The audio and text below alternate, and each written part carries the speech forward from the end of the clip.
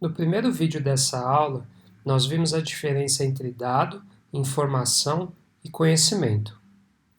Com base nessa diferença, no segundo vídeo nós introduzimos o que é uma ontologia.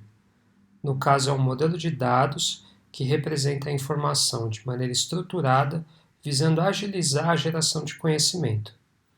Nós também vimos que uma ontologia ela é composta por conceitos, que são representados a partir de figuras ovais na representação gráfica, e os relacionamentos entre esses conceitos, que aqui como essa figura mostra, é representada por flechas direcionadas, e nomeadas também.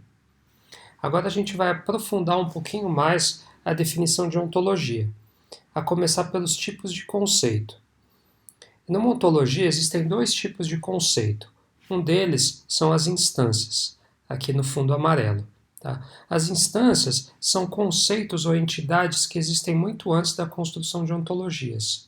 Então, aqui nesse caso, vamos supor que eu tenho esses valores: Débora Falabella, Milton Nascimento e Aleijadinho. Essas são entidades, são valores que existem. Tá? Outro tipo de conceito são as classes, representadas aqui em cima.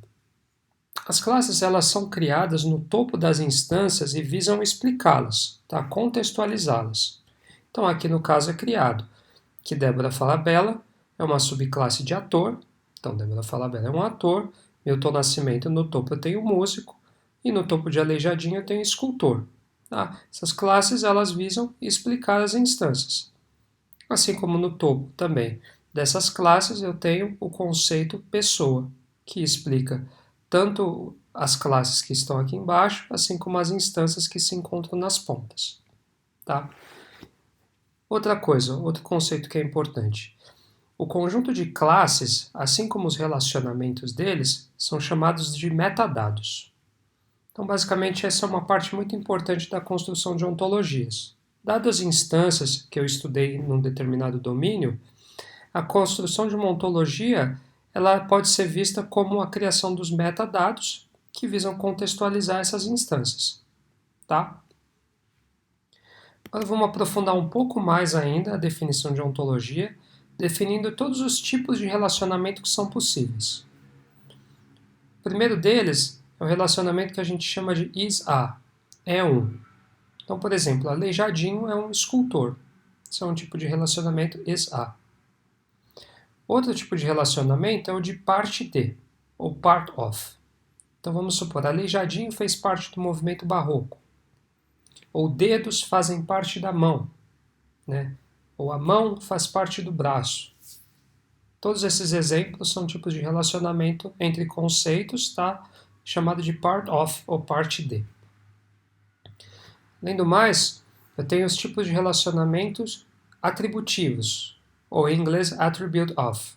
Então, por exemplo, o nome de nascimento de Aleijadinho era Antônio Francisco Lisboa. Aqui eu estou atribuindo ao Aleijadinho uma característica, que no caso que é o nome de nascimento dele. Ou como eu mostrei na aula anterior, 1930 é o ano de nascimento de Elza Soares. Tá? Ou vamos supor outro exemplo, deixa eu ver. Vamos supor, a data de falecimento de uma tal entidade foi 5 de outubro de 1980. Esse também é outro exemplo de um relacionamento atributivo. Aqui o quarto tipo de relacionamento é o has-a, que representa o verbo ter. Tá? Por exemplo, Aleijadinho tem os 12 profetas como uma de suas obras. Ou vamos dizer assim, carro tem rodas, ou mão tem dedos. Todos esses são exemplos do tipo de relacionamento has-a. Por último, eu tenho aqui o tipo de relacionamento que representa um verbo transitivo e que a gente chama de tipo de relacionamento funcional. Então, por exemplo, Aleijadinho nasceu no hoje estado de Minas Gerais. Ou pessoa ouve música, pessoa gosta de comida, pessoa joga futebol e assim por diante. Tá? Aqui eu tenho todos esses tipos de relacionamento que eu mostrei anteriormente numa representação gráfica. E aqui no caso para a instância Aleijadinho. Então, Aleijadinho é um escultor, que é um tipo de relacionamento is-a. Aleijadinho, nome de nascimento Antônio Francisco Lisboa, é um relacionamento atributivo. Aleijadinho nasceu em Minas Gerais, tipo de relacionamento funcional.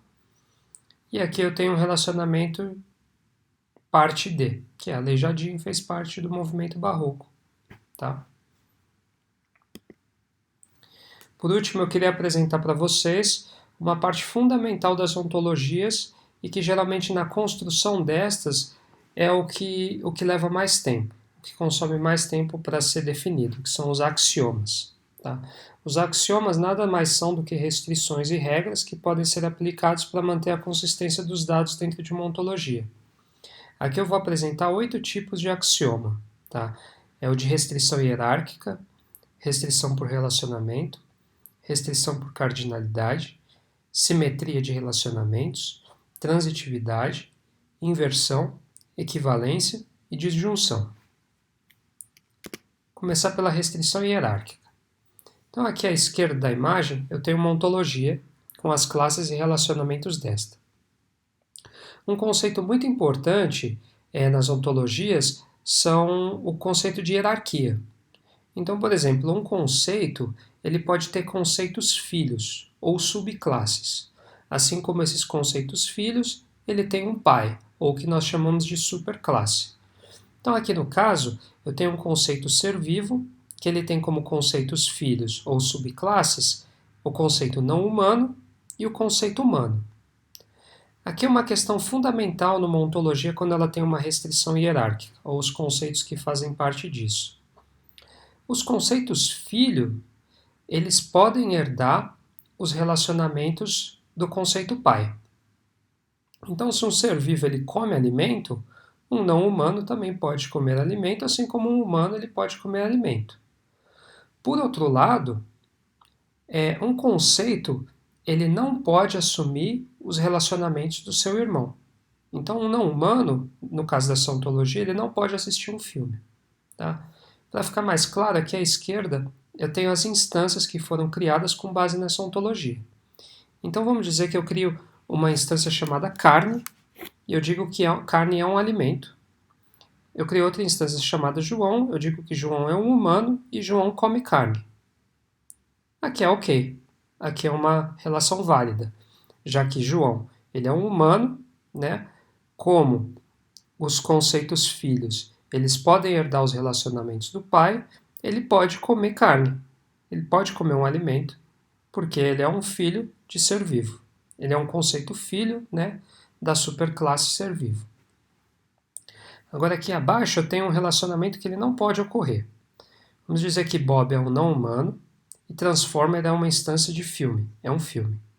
Eu não posso dizer que Bob assiste Transformer, porque de acordo com essa ontologia e das restrições que eu criei, um não humano ele não pode herdar os relacionamentos do seu irmão. Logo, ele não pode assistir um filme. Então, sumarizando, João pode comer carne, pois também é um ser vivo. Já Bob não pode assistir Transformer, pois não é um humano, de acordo com essa ontologia e as restrições hierárquicas que foram criadas. Outro tipo de restrição são as restrições por relacionamento. Sempre quando é definido um relacionamento, que também é chamado de propriedade numa ontologia, eu tenho que definir o que é chamado de domain, que é o tipo de sujeito, quais são os tipos de sujeito que um relacionamento ele recebe. Além disso, eu tenho que definir o range, quais são os tipos de objeto que esse relacionamento ele recebe. Então aqui nesse caso, o relacionamento comer, ele só pode receber instâncias ou conceitos que são seres vivos ou que são subclasses de ser vivo. Assim que como objeto, o relacionamento comer, ele só pode receber uma instância do conceito alimento ou uma instância de uma subclasse do conceito alimento. Tá? A mesma coisa vale para o relacionamento assistir. Aqui nós chamamos de domain, que são as restrições do que esse relacionamento pode receber como um sujeito. Então aqui no caso ele só pode receber uma instância do conceito humano, assim como objeto, ele só pode receber uma instância do conceito filme ou das subclasses que venham a existir por conceito filme. Para ficar claro, eu tenho um exemplo aqui de instâncias que foram criadas com base nessa ontologia. Então vamos dizer que eu diga que Transformer é uma instância e Transformer é um filme, Maria é um humano, Bob é um não humano e feijão é um alimento. Tá? Aqui, levando em conta o relacionamento assistir, eu posso dizer que Maria assiste filme, assiste Transformer, porque Maria é uma instância do conceito humano, que é um domain válido para essa relação, assim como Transformer é uma instância do conceito da classe filme, que é uma instância válida, que é um conceito válido, como objeto do relacionamento assistir. Contudo, eu não posso dizer que Maria assiste feijão, porque feijão ele é um alimento, e alimento não faz parte do range do relacionamento assiste.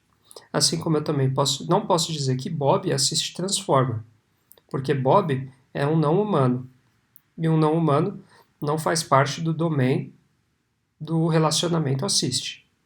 Ok?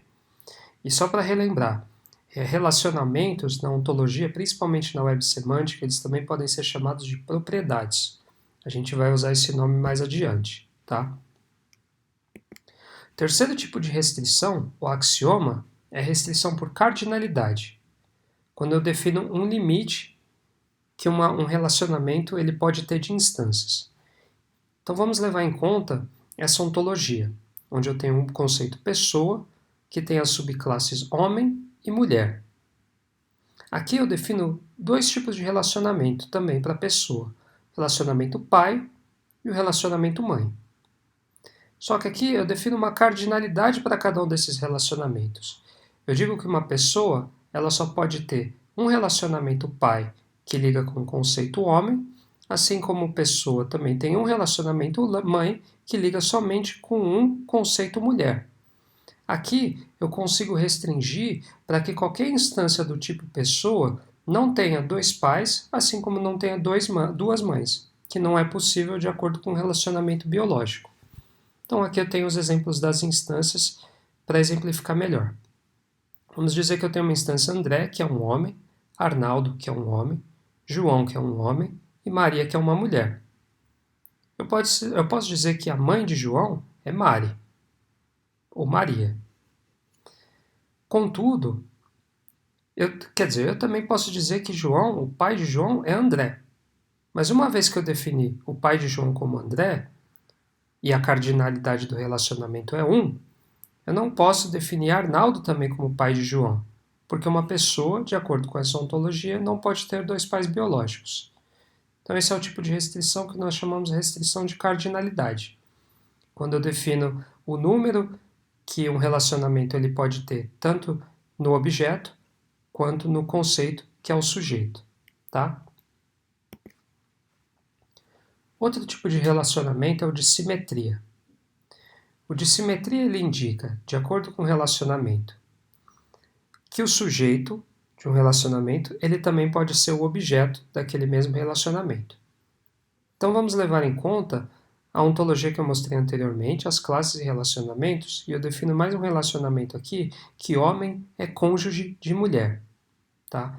E vamos dizer que para esse relacionamento eu defini uma regra de simetria, uma restrição, onde mulher também é cônjuge de homem. Nesse caso, vamos supor que eu tenho esse exemplo. André é um homem, Maria é uma mulher, e eu defino que André, como homem, ele é cônjuge de Maria. Nesse exato momento, como existe uma restrição de simetria no relacionamento cônjuge, a máquina automaticamente inferirá que Maria também é cônjuge de André, já que esse relacionamento é simétrico. Então, sumarizando, se André é cônjuge de Maria, então a máquina definirá, pela restrição de simetria, que Maria também é cônjuge de André. Ok? Outro tipo de relacionamento é o de transitividade. Ele é um pouco complicado de se entender pela definição, tá? Que basicamente diz que se x é igual a y e y é igual a z, então x é igual a z. Para exemplificar e ficar mais claro, imagine essa ontologia, onde eu posso ter um conceito do tipo entidade, que tem uma subclasse lugar, e qualquer entidade ela pode ter uma localização. Agora vamos para as instâncias que eu criei com base nessa ontologia. Vamos dizer que André é uma entidade. Minas Gerais é um lugar, Brasil é um lugar. André está localizado em Minas Gerais, assim como Minas Gerais está localizado em Brasil. Aqui, de acordo, se eu colocar que localização é uma propriedade transitiva, aqui ela automaticamente inferirá que se André está em Minas Gerais e Minas Gerais está em Brasil, o André ele também está localizado em Brasil. Tá? Então, sumarizando, se André está localizado em Minas Gerais e Minas Gerais está localizado em Brasil, se nesse relacionamento de localização eu tenho a restrição de transitividade, então a máquina ela inferirá automaticamente que André também está localizado em Brasil. Ok? Essa é a propriedade transitiva. Outro tipo de restrição é a restrição de inversão. Então vamos supor que eu tenho aqui essas classes e esses relacionamentos. Vamos dizer que eu tenho um conceito material e um conceito produto. Eu sei que material ele é insumo para produto, assim como eu sei que produto ele é feito de material. Vamos supor que eu defino esses dois relacionamentos como inversos. Eu aplico a restrição inversão neles. Então, feito de é inverso de insumo para. Se com base nessas ontologias eu criar essas instâncias que estão aqui, vamos supor madeira é um material e cadeira é um produto e cadeira é feito de madeira, como feito de é o inverso de insumo para, a máquina ela automaticamente previrá que madeira é um insumo para cadeira. Então, sumarizando, se cadeira é feita de madeira, a máquina fará inferência, de acordo com a propriedade de inversão, que com a restrição de inversão, que a madeira é insumo para a cadeira. Então, aqui eu defini os dois relacionamentos como inversos. É esse tipo de fenômeno que vai acontecer com as instâncias. No vídeo dessa aula, nós definimos como uma das vantagens das ontologias o fato delas serem facilmente extensíveis. Uma das razões por elas serem facilmente extensíveis é a restrição de equivalência, que eu vou explicar agora. Então, aqui à esquerda, vamos supor que eu tenha duas ontologias, tá, que eu criei. A ontologia 1 ela tem dois conceitos, o conceito de pessoa e de música, e um relacionamento que liga esses dois conceitos. Vamos supor que pessoa ouve música. Vamos supor que nós temos uma segunda ontologia, onde eu também tenho um conceito chamado música, e eu tenho um conceito chamado artista, que é uma subclasse de também conceito chamado pessoa. E eu digo que artista compõe música.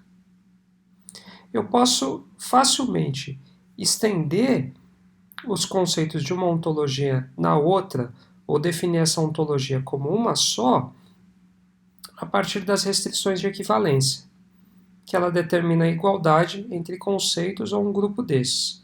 Então eu posso dizer que o conceito de pessoa da ontologia 1, ele equivale ao conceito de pessoa da ontologia 2. Assim como eu posso dizer que o conceito música da ontologia 1, ele equivale ao conceito música da ontologia 2.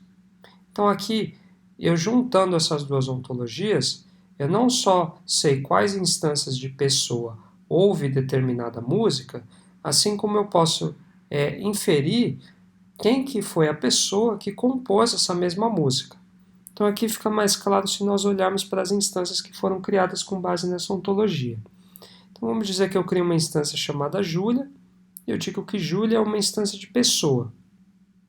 Automaticamente, pelo fato da máquina saber que existe uma restrição que diz que pessoa equivale ao conceito de pessoa da segunda ontologia, ela automaticamente vai prever que Júlia também é uma instância do tipo pessoa da segunda ontologia. Mesma coisa acontece para Drão. Drão aqui é uma instância que eu vou inserir manualmente dizendo que é do tipo música da ontologia 1, pela restrição de equivalência que nós definimos, ela vai ver que Drão é uma música também de acordo com o conceito da segunda ontologia. Mesmo fenômeno acontece para artista, tá? Já que eu defino aqui que Gilberto Gil é um artista. Um artista, ele também é uma pessoa, já que artista é uma subclasse de pessoa. Então, a partir desse momento que eu sei que Gilberto Gil é uma pessoa do conceito da segunda ontologia, e esse conceito ele equivale ao conceito de pessoa da primeira ontologia, a máquina também previrá que Gilberto Gil é uma pessoa de acordo com esse conceito da primeira ontologia. E aqui eu posso colocar